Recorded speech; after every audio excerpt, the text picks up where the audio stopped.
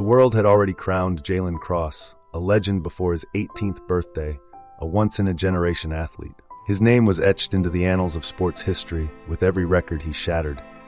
His future was golden, lucrative contracts, global fame, a life of unimaginable success. But fate had other plans. On the night of the national championship, just as he stood ready to lead his team to victory, the sirens blared the very moment the first wail echoed through the stadium. A distant clock struck 6:32, the exact time of his birth, 18 years ago. The deafening roar of the crowd turned to confusion, and then panic. Faces twisted in shock, murmurs spreading like wildfire. Even before the words appeared on the stadium's massive screen, Jalen felt a cold weight settled in his chest, an inexplicable fear clawing at the edges of his mind. The stadium screens flickered, cutting the live feed to display a single message in pulsing red letters. Jalen Cross, identified past lifer, immediate retrieval authorized. The gasps turned into shouts, disbelief rippling through the arena like an earthquake. Jalen barely had time to process what was happening before armored officers stormed the court. His teammates protested. His coach tried to intervene, but none of it mattered. The law was absolute.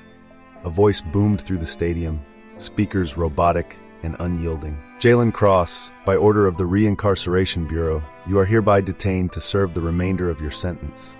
Compliance is mandatory. His pulse pounded in his ears. He took a step back, instinct screaming at him to run. But where? How could he escape an accusation that made no sense? And yet deep within his mind, a feeling clawed at him, a sensation like falling into a dream he had lived before. Then came the images, disjointed flashes of steel, blood on the pavement, a courtroom drenched in yellow light. The gavels echoed déjà vu, the stadium, the championship, the promise of a bright future. It all blurred as the past came crashing in, suffocating him in a past he didn't remember, a crime he never committed, and yet here they were dragging him away, as though fate itself had conspired against him.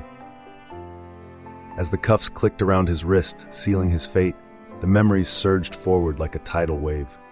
A name surfaced in his mind, foreign and yet terrifyingly familiar, Darius Holt. Jalen Cross, the golden boy of sports, was no longer a prodigy. He was a prisoner of the past.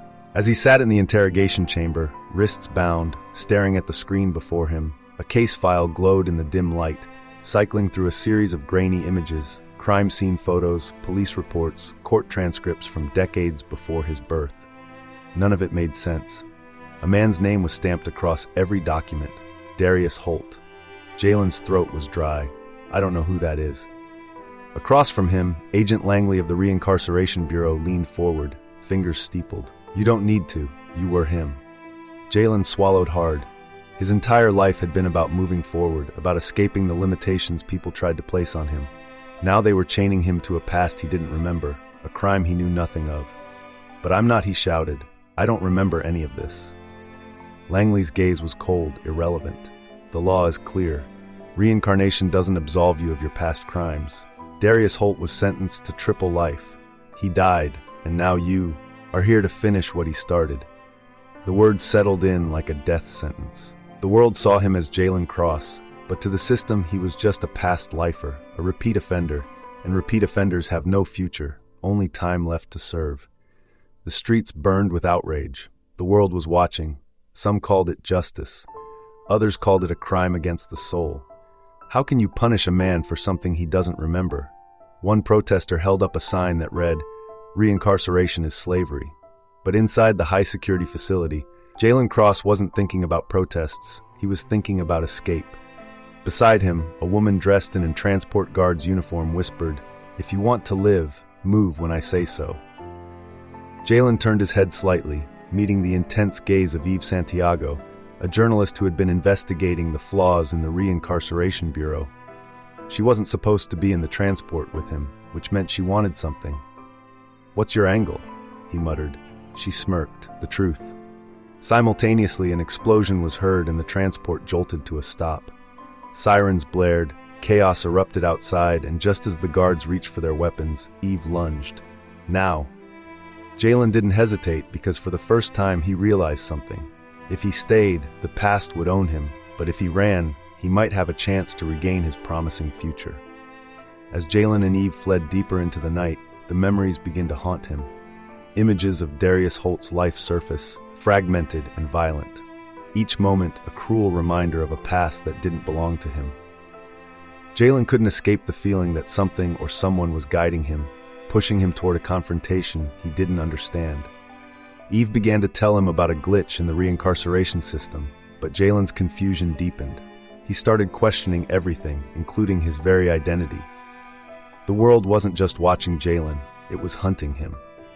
The ReIncarceration Bureau, by now, had deployed its full force, sending drones and armed officers after them.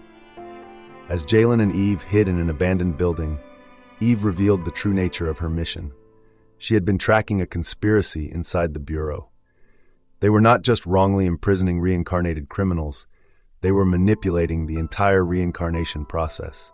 With the government closing in, Jalen and Eve had to escape the city, and they began to understand that learning the truth about the R.I.B. would be more dangerous than they could ever imagine. Jalen and Eve decided to make a dangerous decision to seek out the underground organization who could explain the true nature of the ReIncarceration Bureau.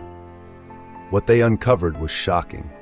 The Bureau had been manufacturing the pasts of certain reincarnated criminals to fit their own agenda.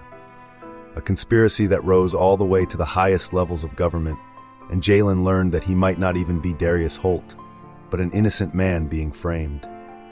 As they pieced together the truth, the weight of Jalen's predicament hit him hard.